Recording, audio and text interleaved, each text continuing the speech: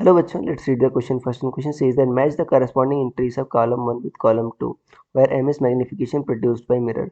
First option is m equal to -2 convex mirror, m equal to -2 -1 by 2 concave mirror, m equal to +2 real image, m equal to +half and virtual image. So we have to match columns. So students आपको समझना होगा कि की concept क्या use हो रहा है इसमें. की कंसेप्ट इज मैग्निफिकेशन.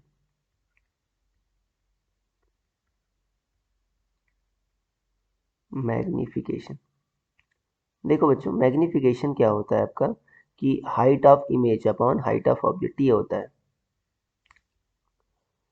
अगर देखो हाइट ऑफ इमेज बच्चों आपका बड़ा हो जाए हाइट ऑफ ऑब्जेक्ट से, तो क्या होगा, ये आपका इन लार्ज इमेज बनेगी. और अगर मान लो अगर ऐसा आ जाए, हाइट ऑफ इमेज अगर मान लो ऊपर आ जाए और आपका ऑब्जेक्ट नीचे आ जाए, या आपका इमेज नीचे आ जाए ऑब्जेक्ट ऊपर हो, तो उस केस में क्या कहते हो, देखो ये इन्वर्टेड इमेज बन रही है. इन्वर्टेड इमेज बन रही है. और इन्वर्टेड इमेज में देखो आपका जो हाइट ऑफ ऑब्जेक्ट है ऊपर है, तो इसका जो आपका कोऑर्डिनेट होगा ये पॉजिटिव आएगा और आपका इमेज का कोऑर्डिनेट निगेटिव आएगा. तो जब यहाँ पर रखोगे वैल्यू, एम की वैल्यू क्या आएगी आपकी, निगेटिव आएगी. और एम अगर निगेटिव आ रहा है मतलब इन्वर्टेड इमेज है. और इन्वर्टेड इमेज क्या होती है, हमेशा रियल होती है. तो इन्वर्टेड इमेज क्या होती है, हमेशा रियल होती है.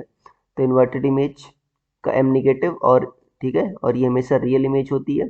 और बच्चों इन्वर्टेड इमेज बनाता कौन है, इन्वर्टेड इमेज सिर्फ आपका बनाता है कनकेव मिरर, कन्वेक्स मिरर नहीं बनाता.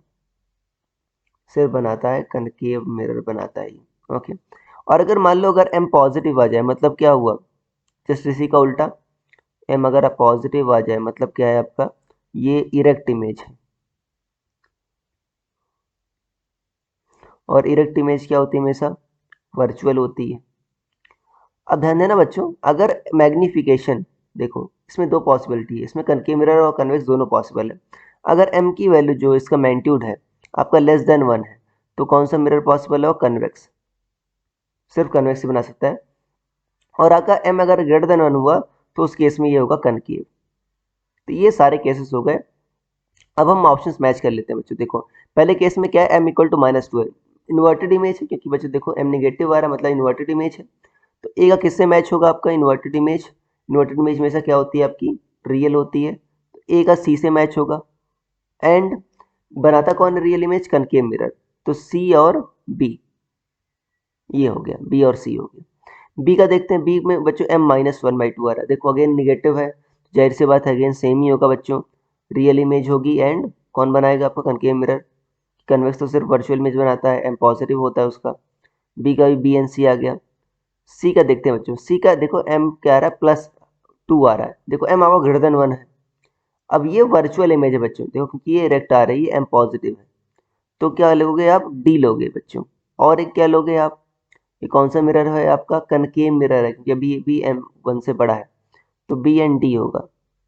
और डी वाले क्या होगा, एम आपका हाफ है. देखो एम हाफ है, देखो इस केस में क्या होगा बच्चों, इरेक्ट इमेज होगी तो वर्चुअल होगी, मतलब आपका डी होगा.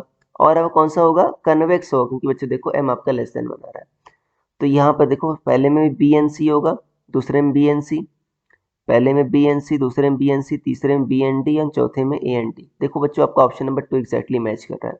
So your final answer will be option number 2. I hope you understood it well. Best of luck.